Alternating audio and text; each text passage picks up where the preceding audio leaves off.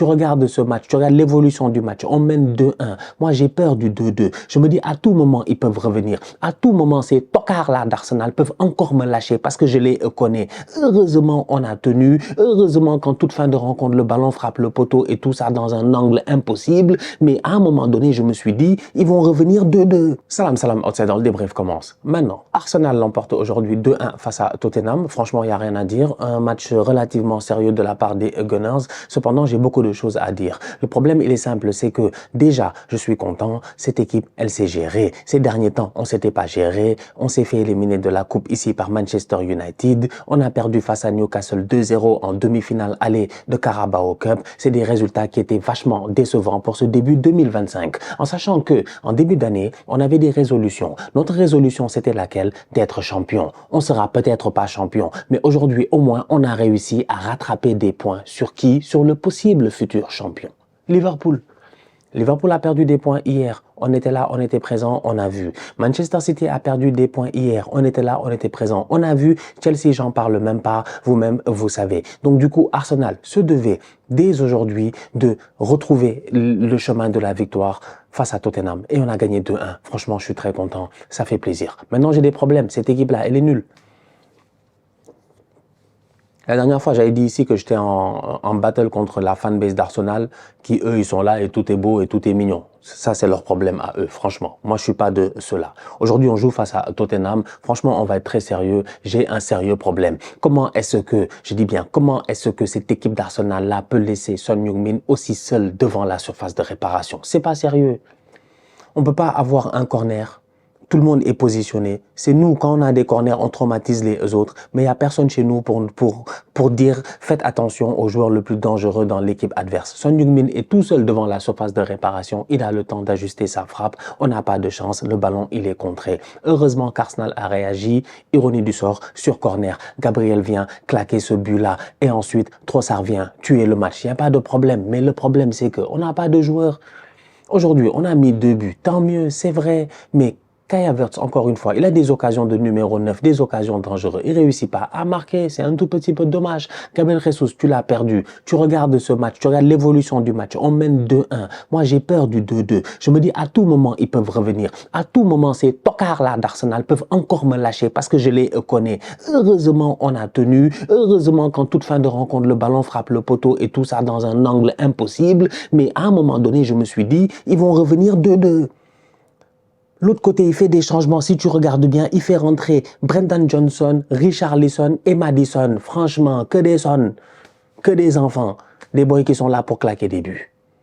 Des joueurs offensifs. De notre côté, regarde les changements. Mikel Merino, Kieran Tierney, Martinelli et Zinchenko. Martinelli est rentré d'abord en premier, mais ensuite tous les autres changements, c'est des changements défensifs. Une équipe d'Arsenal qui joue le 2-1, qui essaie de tenir le 2-1. Donc une équipe d'Arsenal qui, sur le banc, n'a pas les joueurs pour gagner certains matchs. On s'en est sorti aujourd'hui, Dieu merci. Trossard est titulaire, il marque. D'habitude, Trossard, quand il est titulaire, il marque pas. Faut qu'il sorte du banc pour être efficace. Donc ça veut dire qu'on a des sérieux problèmes. Mais jusqu'à présent, tout va bien. On va recruter sûrement Zubimendi. Que voulez-vous que je vous dise? Donc, belle victoire de la part d'Arsenal aujourd'hui, 2-1. J'ai envie de saluer voilà, les boys en défense. Je trouve qu'ils ont été plutôt solides. Saliba au top, Gabriel au top, énorme, plusieurs fois des sauvetages et tout ça, il s'est très bien géré. Lewis Kelly, comme d'habitude, il enchaîne les belles performances sur le côté.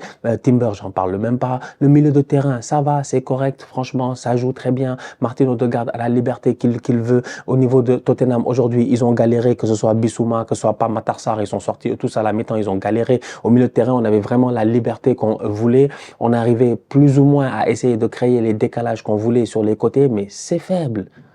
Sterling, c'est faible. Franchement, c'est faible. On va être honnête entre nous, c'est faible. C'est pas le Sterling dangereux, méchant qu'on connaissait avant à Manchester City ou que certains ont connu à Liverpool. C'est pas le même type de joueur. C'est pas ce joueur-là qui est capable de déstabiliser tout cela. Il va le faire une fois, mais sinon, c'est... Franchement, notre football aujourd'hui, moi, je le regarde et je suis pas satisfait. On gagne 2-1 face à Tottenham. Oui, c'est le derby. Oui, c'est bien de battre Tottenham. Oui, c'est important de gagner. Oui, bravo. Pas mal de choses parce qu'il fallait gagner ce match-là et tout. Mais à la fin de la journée, tu me demandes moi intérieurement, est-ce que je suis satisfait? Je vous dis non, je suis pas satisfait. Cette équipe-là, elle n'a pas le niveau. Trop de choses qu'on a ratées. Le 3-1, il doit rentrer. Odegaard, il doit claquer sa frappe. C'est dommage. C'est vraiment dommage. Donc, voilà. Globalement, c'est ça. Hein. Globalement, c'est ça. Globalement, c'est ça. C'est une équipe qui manque réellement pour moi de quelque chose. Il nous manque un joueur dangereux. On a perdu Bukayo Saka et ça se voit. Franchement, faut pas se voiler la face, faut pas se mentir. On peut pas être là à rêver. Martinelli est rentré, mais qu'est-ce qu'il a fait de pertinent? Dites-moi réellement. Quiconque a vu aujourd'hui le match du Barça face au Betis Séville, regarde le match du Barça, regarde la manière à laquelle les boys ils ont joué, regarde comment les gars ils sont dangereux, regarde comment ils sont précis, et regarde mon équipe à moi. Et regarde comment ça marque pas assez à mon humble avis.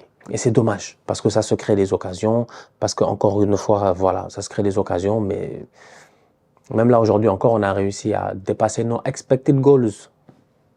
1,42. On met 2 buts. Heureusement, on s'en sort.